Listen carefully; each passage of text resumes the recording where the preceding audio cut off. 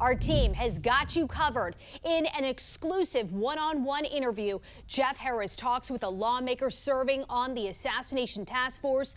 Plus, Kayla Gaskins with a look at the Democrats now under fire for communications with Epstein.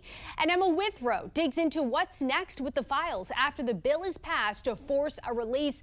But first, we go straight to Ryan Smith at the live desk with a new breaking developments, Ryan, from the White House tonight. Yeah, breaking tonight here at the live desk. President Trump announcing about 90 minutes ago that he has now signed officially the bill to release the files on Jeffrey Epstein. He said in a lengthy Truth Social post here tonight, quote, "At my direction, the Department of Justice has already turned over close to 50,000 pages of documents to Congress. Do not forget, the Biden administration did not turn over a single file or page related to Democrat Epstein, nor did they ever even speak out about him." He closes with here, "This latest hoax will backfire on the Democrats, just as all of the rest have." It sounds like Pam Bondi has had this information at the same time that the president has still been calling it a hoax or a Democrat hoax. So not only are they changing their tune all the time, they don't seem to be singing from the same hymnal. Take you out live over Capitol Hill tonight. That is where the investigation into Jeffrey Epstein and that scandal, well, it moves forward. House Oversight Committee Chair James Comer here issuing subpoenas to J.P. Morgan Chase and Deutsche Bank, compelling them to turn over Epstein's financial records. Both big banks there agreed to substantial settlements with Epstein's victims in 2023. Back to our top story tonight. The Epstein files have been given a green light for release, but that does not mean they'll be available for all to see. Let's go to Emma Withrow from the Fact Check team. And even after the progress in both chambers of Congress, Emma, can you explain the avenue that the DOJ could potentially follow to withhold certain documents? Yeah, so the thing is, even though the bill forces the DOJ's hand to release all the files, the power still lies within the DOJ. Now, I know this seems kind of like, what's the point of all of this? But it's because just a few days ago, Trump ordered the DOJ to investigate Democrats linked to Epstein. We're talking Bill Clinton, Larry Summers, Reid Hoffman, and J.P. Morgan.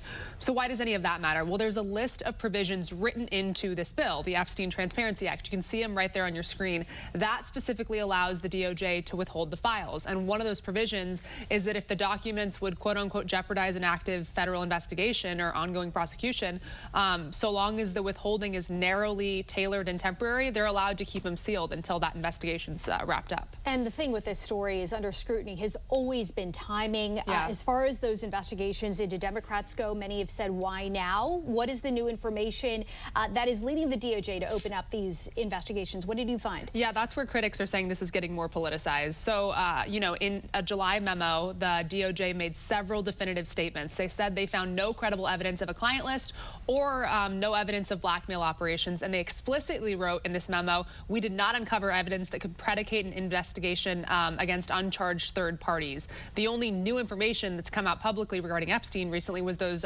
20,000 emails that came out last week that were released to House Oversight by the Epstein estate. But there's really no confirmation that those emails are connected or led to the new DOJ investigation. So we're still waiting on getting some definitive information on what they're talking about when it comes to this new information that led to these new investigations. All right, Emma, thank you so much. And for more on this Fact Check team topic, including links to their sources, scan the QR code or visit thenationaldesk.com. We begin this half hour with the passage of the Epstein Files Transparency Act last month, which has started a domino effect of orders to unseal more records regarding the sex offender's past. Ryan Smith at the live desk with the latest state, Ryan, pushing for answers.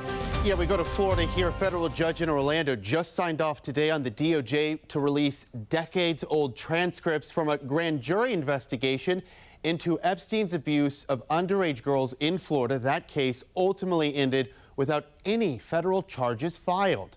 The judge there agreed to modify a protective order after the passage, as mentioned, of the Epstein Files Transparency Act. That act was signed into law just last month.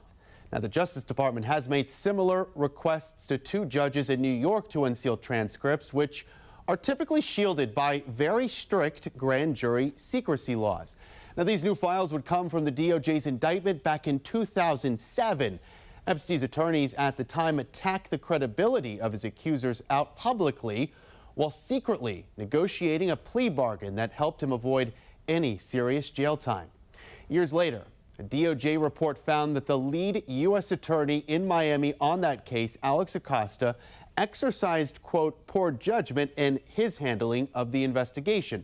And public outrage led to his resignation there as Trump's labor secretary at the time. That was back in Trump's first term. Could we possibly see Bill and Hillary Clinton testify about their connection to convicted sex offender Jeffrey Epstein? Well, they were ordered to do so. The House Oversight Committee issued subpoenas in August to the Clintons and other well-known Democrats, but the Clintons refused to show up. Now the committee is threatening to hold the Clintons in contempt of Congress if they fail to show up for their in-person depositions. Bill Clinton scheduled for apparently December 17th, Hillary December 18th.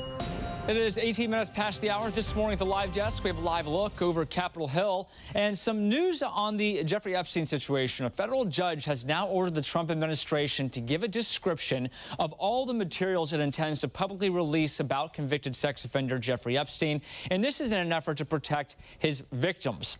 Here's a look right now at what the order includes: a detailed description of the privacy process, any redactions, as well as a description of the materials subject to a July 25th, 2019 protective order.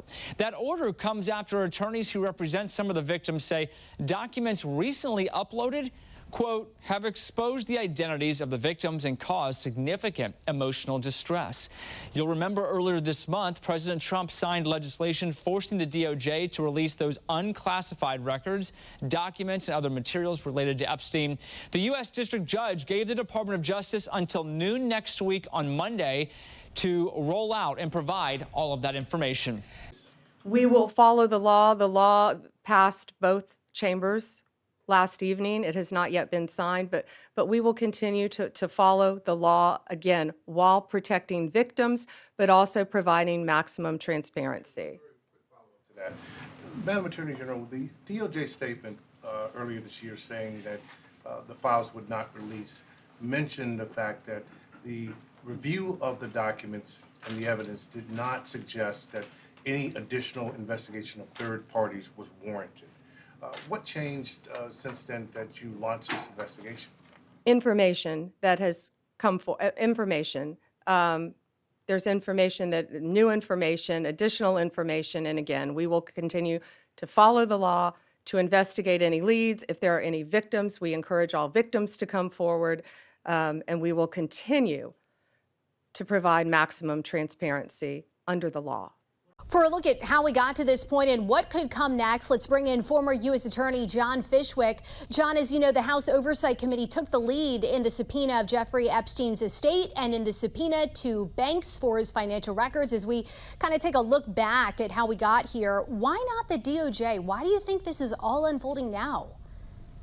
Well, the House Oversight Committee has certainly been aggressive in getting documents and making them available to the public, and that's a good thing. DOJ, unfortunately, though, said this past summer in July, they've looked at all the Epstein file. They did not see any criminal conduct that was worth investigating and moving forward. They basically said they were at a dead end. But the House Oversight Committee has aggressively kind of pursued this. I hope they will continue to pursue it and release it. But DOJ has been quiet, but basically said this summer there's no criminal case, no criminal lead that we're going to pursue. Well, even though the president has signed a bill to release the Epstein files, it is still up to the DOJ which information is public or redacted, correct?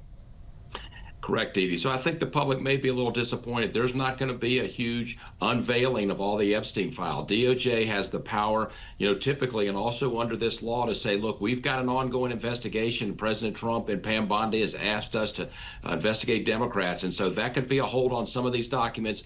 Also, anything that's very sensitive as relates to victims or obviously pornographic sort of information, that'll be not be produced to the public. But I do think the ongoing investigations will be something that will put a hold on these document release. I think that's unfortunate. I think the public's ready to see all this information. And as you just mentioned, you'll remember last week Trump ordered that investigation into the Democrats you just mentioned, allegedly connected to Epstein. Do you believe, it doesn't sound like you do, but do you believe the 30-day deadline to release the files will be met? And if it is, will Americans ever get the complete files?